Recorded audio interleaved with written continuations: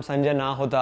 When I do celebrate 14 अगस्त तो मुझे कहा जाता है कि तुम 15 अगस्त को सेलिब्रेट करो ना। मुझे मेरे कलीग्स कहते थे अबे यार तेरी टीम जीत रही है, तो मैं कहता था भाई मेरी टीम कैसे जीत रही है, मेरी टीम तो इस वक्त हारने लगी है। हमें कहा जाता था कि तुम मुसलमान क्यों नहीं हो जाती, अगर तुम्हें ऐसा लगता है कि ये तुम्हारा रिलीजन अच्छा नहीं है, देखो हर जगह लिखा भी हुआ है, तो तुम हमारे मज़हब में आ जाओ ना। वो कहते हैं जहाँ से आए हो चले जाओ। भाई हम लोग कहाँ से आए हैं, मतलब ऐसा तो नहीं है ना किसी ने डाउनलोड किया है हमें।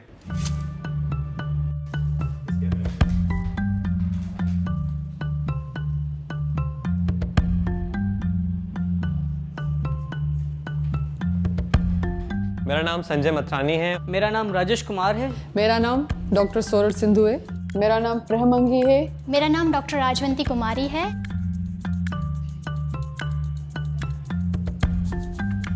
वैसे तो हम स्कूल में किताबें इतनी शौक से नहीं पढ़ते थे जो सिलेबस की होती थी। सोशल स्टडीज़ पढ़ते थे, उसमें ऐसी चीज़ें होती थी कि हिंदू जो है अपनी बेटियों को सही से ट्रीट नहीं करते, उनको मार देते थे, पुराने ज़माने में उनको ज़िंदा ज़मीन में दफन कर देते थे। मेरे अपने ही भांजे ने मतलब स्कूल में उसको पढ़ाया गया कि काफिर का मतलब बुतों की पूजा करने वाला। तो जब वो घर आया और अपने अब्बू से पूछा कि अब्बू हम काफिर हैं, ऐसी चीज़ें हम पढ़ते थे तो इस तरह से होता था कि सब क्लास के जो लोग होते थे मेरी तरफ एकदम से देखते थे। वो बच्चे जो हिस्ट्री को ये किताब लेके इस किताब को एज ए हिस्ट्री बुक मानते हैं, उनको लगता है कि पाकिस्तान की जो पूरी हिस्ट्री है ये किताब है।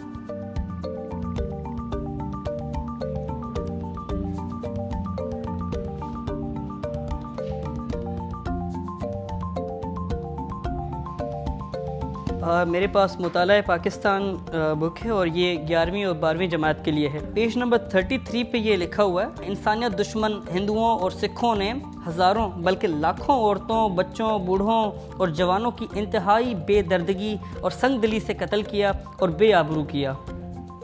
मतलब ये क्या बताने की कोशिश कर रहे हैं इस किताब के अंदर। इंसानियत दुश्मन हिंदू और सिख, मतलब इनकी नज़र में ये पहले ही बना हुआ है कि हिंदू और सिख जो होते हैं वो इंसानियत दुश्मन होते हैं, और अगर कहीं राइट्स होते हैं, कहीं फसादात होते हैं तो वो इक्वल होते हैं। यहाँ पर सिर्फ एक साइड की पिक्चर प्रेजेंट की गई है ताकि लोगों के जहन में आ जाए कि हिंदू जो हमारे मुल्क के अंदर पीसफुल माइनॉरिटीज़ हैं उनका शायद यही एजेंडा रहा है, इनकी शायद तरबियत भी यही रही है, हमेशा फसादात करते हैं, जबकि हकीकत इससे बिल्कुल बरक्स है।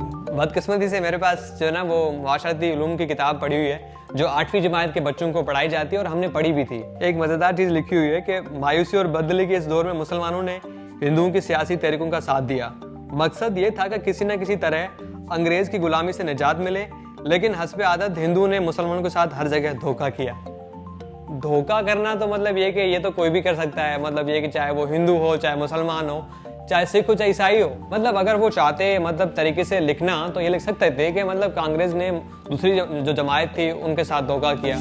मेरे पास मुताला पाकिस्तान 9वीं और 10वीं जमात। तहरीक खिलाफत के बारे में जिस तरह से पता है उसमें ये एक चीज़ लिखी गई है, मुसलमान और हिंदू एक दूसरे के साथ मिलकर काम किया, लेकिन ये इत्तेहाद ज़्यादा देर ना चल सका और हिंदुओं की मुसलमान दुश्मनी उजागर हो गई। मैं मुसलमानों की दुश्मन कैसे हो सकती हूँ? जिस कंट्री में मैं रही हूँ, मैं मुसलमानों के साथ पली बड़ी हूँ, उनके साथ मैंने अपने त्यौहार सेलिब्रेट किए हैं, उनकी मैंने ईद सेलिब्रेट की है, वो कैसे मतलब हमारी दुश्मनी हो सकती है? मेरे दोस्त हैं जो वो सारे मुस्लिम हैं, वो मेरे रिलीजन की रिस्पेक्ट करती हैं, मैं उनके रिलीजन की रिस्पेक्ट करती हूँ। बहुत से हिंदू थे जिन्होंने पाकिस्तान बनने के बाद भी काम किया। हमारे बहुत सी हॉस्पिटल्स हैं जो हिंदुओं ने बनवाई। अगर इतनी दुश्मनी होती तो वो हॉस्पिटल्स के बाहर लिख रखते कि यहाँ पे जस्ट हिंदू ही आ सकते हैं, मुसलमान कोई भी नहीं आ सकता।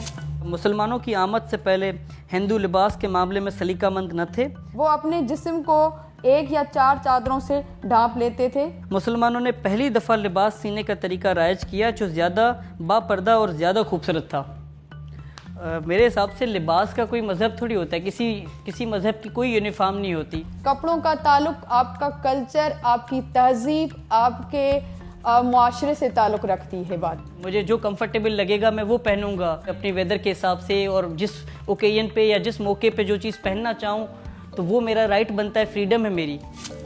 इसी बुक के पेज नंबर 2 पे यहाँ पर लिखा हुआ, तंग नज़री ने हिंदू समाज को मफलूज कर रखा था। औरत को फर्वतर मकाम दिया गया था, यानी कि इंफीरियर। क्या लिख रहे हैं ये? हमारे हिंदू मज़हब में औरतों को इतने हुकूक हासिल हैं, शायद ही कहीं हासिल हो। हम 5 बहनें हैं, तो हमारी फैमिली में ऐसा कभी नहीं हुआ।